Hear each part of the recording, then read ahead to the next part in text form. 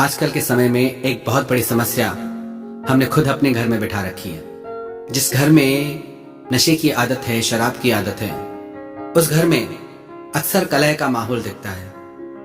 जिस घर में एक व्यक्ति शराब पीता है, उसका प्रभाव पूरे घर पे पड़ता है।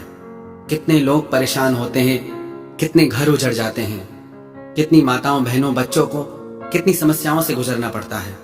कई माताएं बहनें कहती हैं कि हम अपने पति को बहुत समझाते हैं कि मत पियो, छोड़ दो, आप पीते हो, आपको होश नहीं रहता, कलह करते हो, कलेश करते हो। पर वो कहते हैं कि मेरी लाइफ है, मेरी जिंदगी है, मैं कुछ भी करूं, तुम कौन हो कहने वाली। कितनी बड़ी गलतफहमी है। मनुष्य एक सामाजिक प्राणी है। आपकी हर छोटी से छोटी बात का प्रभाव आपके परिवार पे, आपके पत्नी पे, आपके बच्चों पे, आपके पूरे समाज पे पड़ता है। तो कभी भी ऐसा नहीं सोचना कि मेरी जिंदगी में कुछ भी करूं। आपके बच्चों में भी आगे चल के वही संस्कार आएंगे जो वो आपको देखेंगे। नशा ऐसी चीज है जो एक जिंदगी नहीं, पता नहीं कितनी जिंदगियां बर्बाद कर देता है। और ऐसी लोगों को आदत लग जाती है, ऐसी लोगों को लत लग जाती है, उसे किसी की परवाह नहीं रहती नशे के आगे। एक बार एक राजा ने वजीर से कहा कि वजीर, मैंने आज तक जिंदगी में शराब नहीं पी, मैं सोच रहा हूं आज शराब पी के देखूं कैसी होती है, क्या होता है उसमें। तो वजीर ने बोला, आप राजा हैं, आप जो आज्ञा करें। तो राजा ने बोला कि मैं पहली बार पी रहा हूं, बाजार से कोई अच्छी वाली शराब लेके आइए। वजीर बोला, ठीक है, लेके आता हूं। जब वजीर लौट के आया तो शराब के साथ मांस भी लेके आया और अपने साथ एक सुंदर स्त्री भी लेके आया और एक वैद्य भी लेके आया और अर्थी उठाने के लिए 4 लोग भी लेके आया। राजा हंसने लगा। राजा ने बोला, वजीर, मैंने तेरे को सिर्फ शराब लाने को कहा, तो इन सबको क्यों लाया। वजीर बोला, महाराज, आप शराब पिएंगे, आपको नशा होगा, फिर आप कहेंगे कि मुझे मांस भी खाना है। शराब पी ली, मांस खा लिया, और जब शराब आपको चढ़ जाएगी तब आप कहोगे कि अब मुझे स्त्री भी चाहिए। फिर जब आप भोगों में इतना लिप्त हो जाओगे तो आपके शरीर में बीमारियां आ जाएंगी, रोग आ जाएंगे। पर शराब की आदत ऐसी है महाराज कि वैद्य भी आपको ठीक नहीं कर पाएगा, आप बचेंगे ही नहीं। फिर आप बचेंगे ही नहीं तो इसलिए मैं अर्थी उठाने वालों को भी साथ ले आया हूं। एक व्यक्ति जिसे नशे की लत है, शराब की लत है, वो क्या किसी का भला कर सकता है। नशे में डूबा व्यक्ति जो अपने होश में ही नहीं, वो क्या जिम्मेदारी को समझेगा, उसे क्या भलाई बुराई का ज्ञान होगा।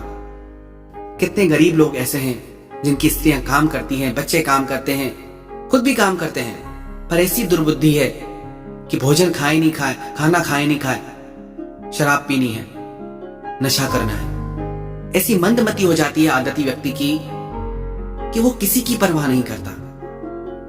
उसके लिए कुछ पाप पुण्य, धर्म अधर्म, कोई जिम्मेदारी कुछ मायने नहीं रखता, कोई रिश्ते नाते कुछ मायने नहीं रखता। एक संत जी एक गांव से गुजरते थे। वहां एक महिला खड़े होकर चिल्ला रही थी कि पाप ले लो, पाप ले लो। और संत जी एक चीज देख के अचरज में पड़ गए कि लोग लाइन से खड़े थे। वो मटके में से कुछ निकाल निकाल के लोगों को दे रही थी और कह रही थी कि पाप ले लो, और सब लोग खड़े थे लेने के लिए। संत जी को बड़ा आश्चर्य हुआ। वो उस महिला के पास आए और पूछने लगे कि तुम ये क्या बेचती हो और लोग लाइन लगा के क्यों खरीदते हैं इसको, जबकि तुम कह रही हो कि पाप खरीदो, पाप। तो उस महिला ने बताया कि इस मटके में शराब है, मदिरा है, और जिस भी व्यक्ति को शराब पीने की आदत लग जाती है उससे पुण्य कर्म होता ही नहीं, क्योंकि उसकी बुद्धि शराब के नशे में डूब जाती है, उसका बोध ही समाप्त हो जाता है। पीते पीते जब उसको शराब की आदत हो जाती है तब वो अपनी जिम्मेदारियां भी भूल जाता है, अपने रिश्ते नातों को भी पीछे छोड़ देता है। सारा घर तड़प रहा हो तो भी उसे परवाह नहीं होती। फिर अपना सारा धन भी इस पे खत्म करता है, शरीर भी रोगी हो जाता है। पैसा पास नहीं हो तो चोरी करके भी पीता है। तो इसीलिए मैं कह रही हूं कि पाप ले लो, पाप, क्योंकि इसे पी के कोई पुण्य कैसे कर सकता है। बात सिर्फ शराब की नहीं, चाहे कोई भी नशा हो, हर नशे के साथ यह चेतावनी दी जा रही है कि आपकी जिंदगी के लिए यह खतरनाक है। पर फिर भी होश नहीं आता, फिर भी एहसास नहीं होता कि क्या कर रहे हैं। कितने घरों में बच्चों की पढ़ाई डिस्टर्ब होती है, पढ़ नहीं पाते, क्योंकि उनके पिता शराब के नशे में डूबे हैं और कलह करते हैं। आज लाखों घरों में ये नशा कलह का कारण बन गया है। नशा कोई भी हो, कभी किसी का भला नहीं कर सकता। शराब नहीं पीते, सिगरेट पीते हैं या कोई और नशा करते हैं, हो सकता है इससे भी बुरा लोग नशा करें जो जिंदगी के लिए भी खतरनाक हो।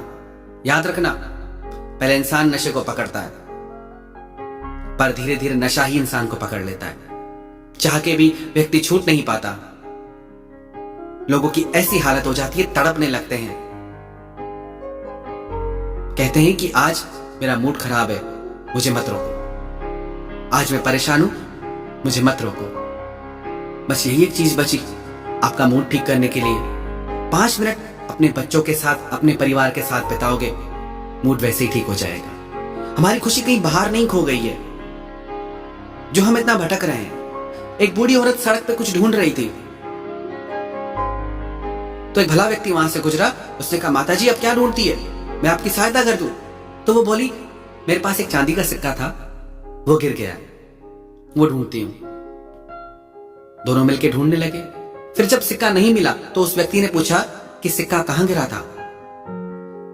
वो बोली कि सिक्का तो मेरे घर में गिरा था, पर वहां रोशनी नहीं है ना, इसलिए बाहर रोशनी में ढूंढती हूं। वो व्यक्ति बोला, चाहे आप सारी जिंदगी यहां ढूंढते रहो, आपको कभी यहां सिक्का नहीं मिलेगा, क्योंकि वो आपके घर में गिरा है। हमारी खुशियां हमारे घर में हैं, नशे में नहीं है। बाहर से खुशियां खरीद के नहीं ला सकते। बाहर से आप सुविधा खरीद सकते हो, कंफर्ट खरीद सकते हो। खुशियां कहां से लाओगे? खुशियां आपके घर के भीतर है। तो आप कभी ये मत सोचिए कि मेरी जिंदगी है, मैं कुछ भी करूं, मेरे को नशे की आदत है, मुझे करने दो। और हर नशे करने वाले व्यक्ति को यही लगता है कि मुझे करने दो, मुझे मत रोको।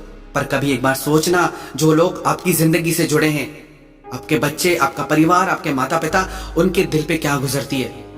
राह चलते कोई शराबी व्यक्ति दिख जाए तो लोग किनारे होके निकल जाते हैं कि पता नहीं क्या कर दे, पता नहीं मार न दे, पता नहीं क्या पागलपन कर दे। ऐसा व्यक्ति जब घर के भीतर हो तो कैसे खुद को बचाएं, कैसे रक्षा करें, जो अपने होश में ही नहीं। अगर आप सच में अपने परिवार से, अपने बच्चों से, अपने माता पिता से प्यार करते हो तो खुद को इस नशे से दूर कर दो। खुशियां बहुत महंगी नहीं है। खुशियों को पाने के लिए दुनिया की दौलत पाने की जरूरत नहीं है। खुशियां इसी पल में है। बस अपनी आदतें बदलो, अपना स्वभाव बदलो, जिंदगी अपने आप खूबसूरत हो जाएगी।